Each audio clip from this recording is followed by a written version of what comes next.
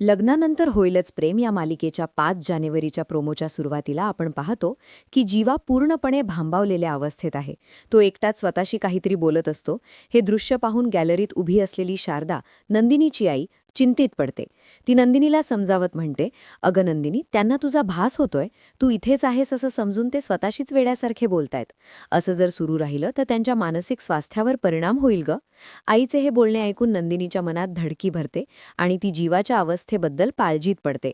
दुसरीकडे पार्थ काव्याचे स्केच पाहत असताना मनातील भावना व्यक्त करतो.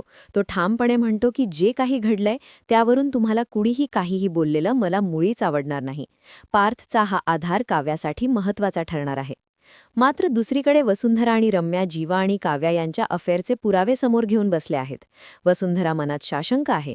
ती रम्याला म्हणते, "रम्या, तिला जर आपल्यावर संशय आला आणि तिने हे सगळे आपल्याकडे पाहिलं तर ती या सगळ्याचे धागेदोरे जुळवेल आणि आपण पकडले जाऊ." नेमकी त्याच वेळी काव्या त्या खोलीत येते. वसुंधरा आणि रम्या खूप घाबरतात. आता काव्याच्या हाती ते फोटो आणि पुरावे लागतील का?